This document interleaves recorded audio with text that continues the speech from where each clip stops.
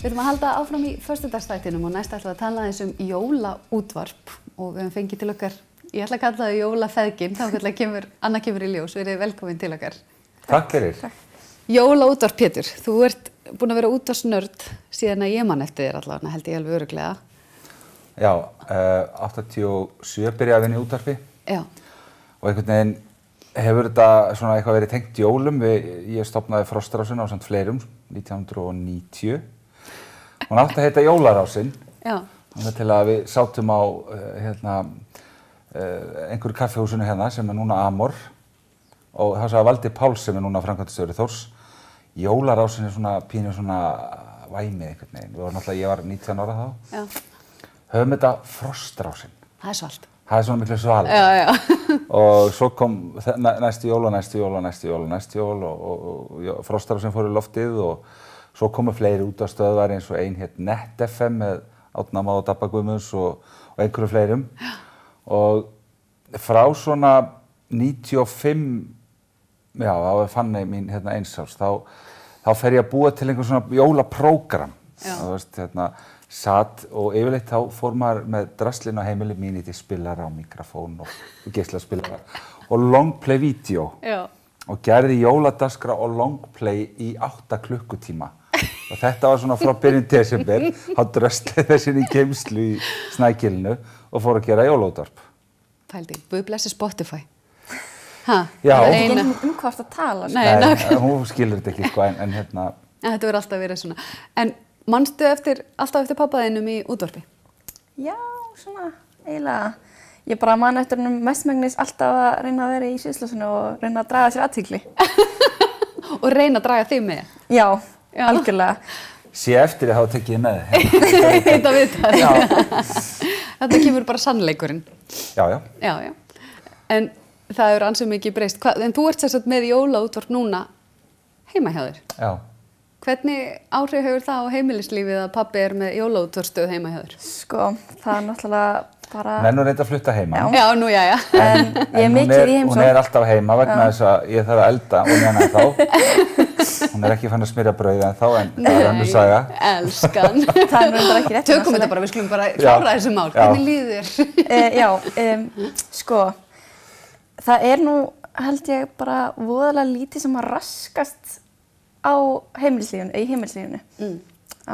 Hann fer bara inn í herbyggi og lokar að sér og síðan setur hann upp headphonea þegar hann er búin til hann er að fara að klippa þetta og svona og það er bara einhvern veginn allt voðalega eðlilegt í það. Og hlustar á jólaútvarp pabba? Já, ég er reyndar búin að vera í prófatíð. Já. En ég var að þrífa tók að smá jólaþrif heimi á mér daginn og þá tók ég nokkra þætti í röð þannig að ég er svona aðeins að reyna að fylgjast með þessu og já. Og hvað ertu að gera í jólaútvarpinu? Bara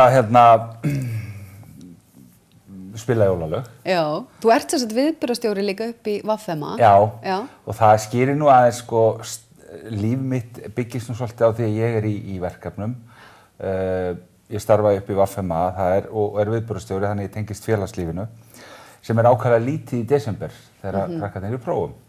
Þannig ég hef lausari tíma og þess vegna er ég líka að þessu og get svona aðeins stjórnað tímanum. En þetta er sem sagt öðruvísi í dag. Hvernig setur upp playlistana í dag? Ekki á longplay? Nei, þetta er bara, ég tek bara kynningarnar, ég ákvað fyrst hvað lög ég ætla að vera með. Síðan er ég búin að vera, sko þetta er eiginlega bara útastöðin. Já. Bara Zoom-græðin hérna. Já. Og ég ætla að fá að taka viðtalið þig á eftir. Já. Skiptast það viðtalið? Já, mér bara skiptir vill, allir glaðir. Og já, og það er bara, ég ákvað hvað lög eru og reyna að fara aðra leiðir en eru gjarnan á ljósvakamiðlunum í dag. Létt FM er til dæmis, Léttbylgjan er með sama playlist heldur í fyrra og hitti fyrra. Búm! Sko það er kannski allt í lagi, ég er ekki að dissa það sko endilega. Nei. En ég er að reyna að fara einhverja aðra leiðir. Já, ég skil. Og ég meina, og jólin og ég hef búin að komast að ég er búin að taka þetta alltaf viðtölum núna frá 1. des, þetta er þess að daglegur þáttur frá 1. des og alveg fram að jólum. Og það er svo gaman, ég er búin að taka síma viðtöl og það er lestum og eitthvað svona og það er svo mikið geggjun í tengd jólum og þetta er bara búið að vera svona ákveðin rannsóknarefni líka. það einhvern veginn, við reynum að fullorðnast og breytast í lífinu sem betur fer, nema í kringum jól. Já. Þá förum við alveg bara lyktin í geymslunni heima og þetta lag og laufabrauð. Þetta svo geggjað einhvern veginn, en samt skemmtilegt. Hvernig þetta með jólin hjá þér? Hvernig þetta, þú ert í Vaffema að klára? Já, ég að klára núna. Þannig að síðasta próftíðin sem betur fer allavega í bili. En hvernig með svona jólahefðir?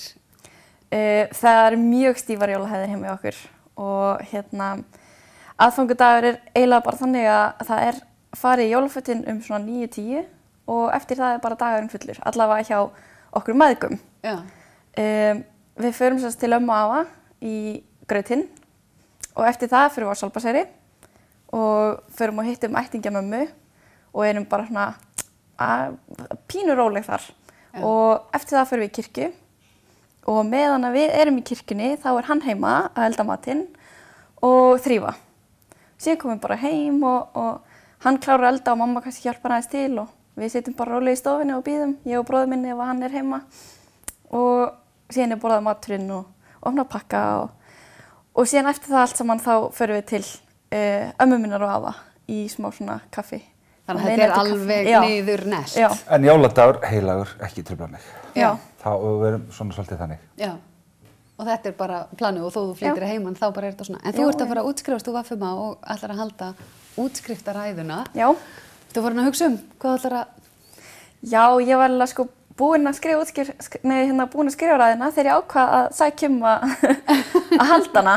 Já, svoleiðis. Það einhvern veginn svo mikið þakklæti í garð kennara og bara allra starfsmanna skólans að mér langaði bara að sýna það með þessari ræðu. Yndislegt. Þakklæti, jólin og kærleikur. Já, algjörlega. Þetta gæti einhvern veginn ekki verið betra, eða hvað? Ég var með, nei alls ekki. Ég var búin að stilla það hérna, ég veit ekki hvort ég get hvernig það getur komið út. En prófum það. Komdu með það. Ég setti á YouTube, þetta úr gömlum þætti og nú á ég barnabarn sem finnst þetta svo skemmtilegt. Vísurnar á Jóhannes úr köllum sem ég lét lesa innskiluru og bjóð til svona sjó í kringum það einhvern veginn. Þið greiðir hafði staufakert og gekk nú ekki vel. Giljagur var annar með gráa hausinn sinn. Hann skreið hún úr gili og skaust í fjósið inn. Hann léti krakka lesa þetta upp. Og fróðunni stað meðan fjósakonan átti við fjósamanninn tal. Og svo setja þetta. Stúr hét sá þriði. Stubburinn sá. Hann krækti sér í pennu þegar kostur var á. Hann hljóp með hana í burtu og hirti agnirnar sem brunnu stundum fastar við barminn hér og þar.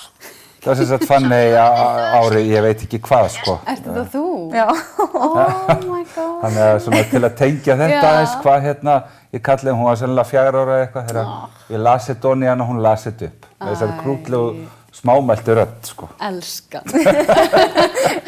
Heyrðu, þið eru kosin jólafeðgin ársins í mínum huga. Júhú.